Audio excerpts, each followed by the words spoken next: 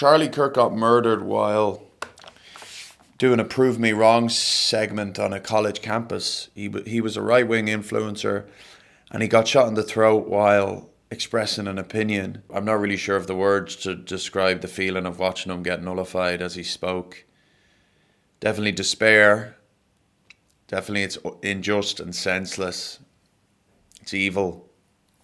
And there's a finality to it, obviously. And I don't know, he looked just young, weirdly, as he slumped over and his life was done. He was only 31 years old.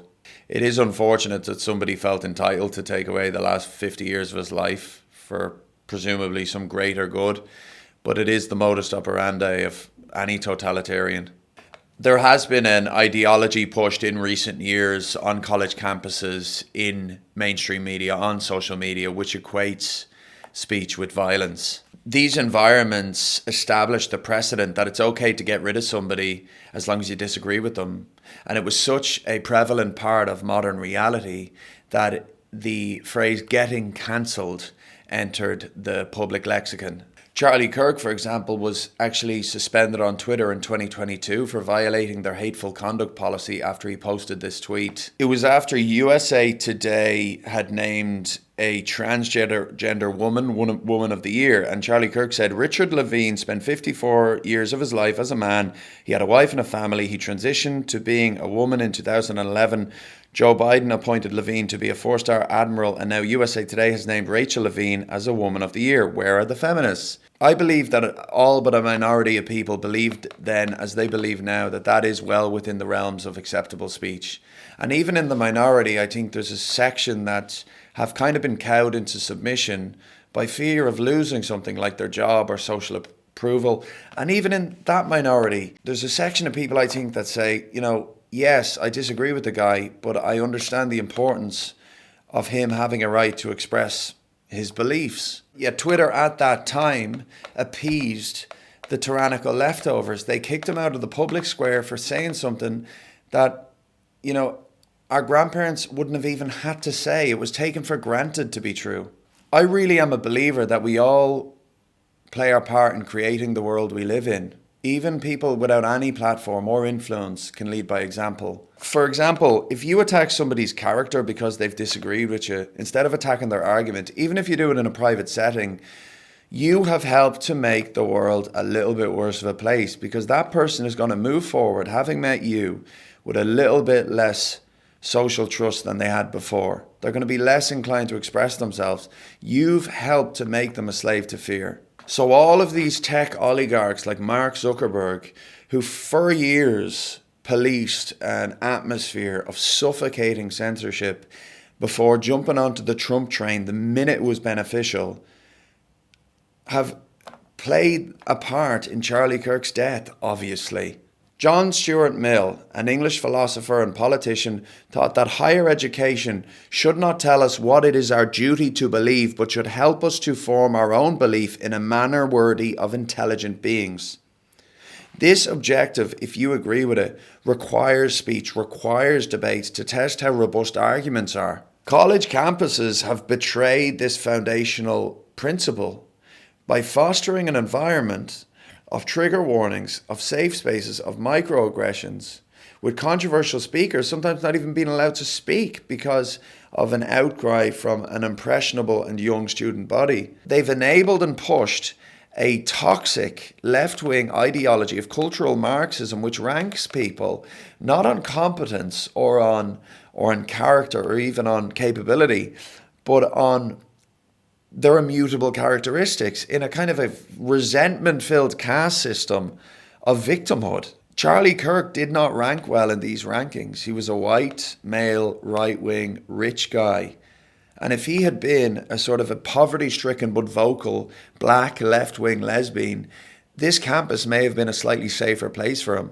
In fact, if he had been those things, maybe this college student wouldn't have reacted the way he reacted in the seconds after he was shot in the fucking neck. And the media spent years comparing Trump to Hitler. Hitler ran death camps and he invaded countries in a mad rampage of suicidal expansionism. Trump has been relatively anti-war. And even if you want to point to Palestine, The comparisons existed before October 7th, when the only genocide he was involved in was the genocide of feelings using the weapons of his words. But if Trump is Hitler, and if Charlie Kirk is a prominent figure whose influence in part enabled Trump's election victory in 2024, surely then parts of the media must believe that cancelling Charlie Kirk is not that unconscionable. Maybe it was even heroic. Since Charlie Kirk's death, there's been an outpouring of condolence and cruelty.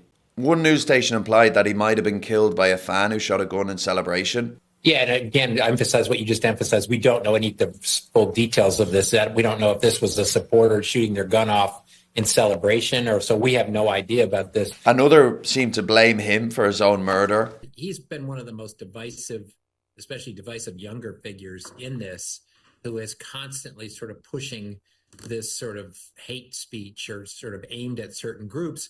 And I always go back to hateful thoughts lead to hateful words, which then lead to hateful actions. House Democrats shouted down a moment of prayer for him. The chair would ask that all members present in the chamber and those in the gallery please rise for a moment of prayer for Charlie Kirk and his family. The House will be in order.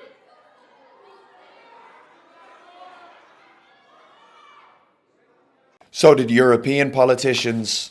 Please stand with me in reflection and prayer in his honor, and I yield the rest of my time for a moment of silence. Mentally ill TikTokers are celebrating. Yo, they got Charlie Kirk, bro. I've never been happier. Never believe the reason I'm smiling. And it has nothing to do with Charlie Kirk. Nothing to do with Charlie Kirk. I would say pour one out for Kirky boy, but I don't waste good beer on little bitches. TMZ claimed that these celebrations were about something else, some high-speed car chase. Janet, go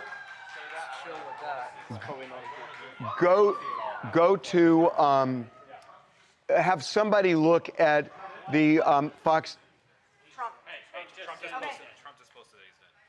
Trump just posted that Charlie Kirk is dead. The tragedy really is that he, has a wife and 2 kids who are going to have to move forward now without a husband or a father. I'm sure they'd probably give all the money in the world, 1,000 times over, to basically have him back. But that is not an option now. And, his parents have to bury their son, which is kind of an unnatural subversion of the natural order. It is strange to me that Charlie Kirk woke up yesterday not knowing it was going to be his last day on Earth. It's amazing that human beings kind of always do feel entitled to another day. And I almost feel that it's this entitlement that makes us afraid. It makes us slaves to our jobs and our money and our reputations and our fair weather friends. It is a collective madness that has possessed us since time immemorial. But moments like this, maybe it's just my age, but it kind of reminds me that life is short and it is fleeting, and it's important to wish everybody well, even your enemies. In other words, every day above ground is a good day. That was another great philosopher. That was Pitbull. So rest in peace, Charlie Kirk, and thank you for watching News of the Week.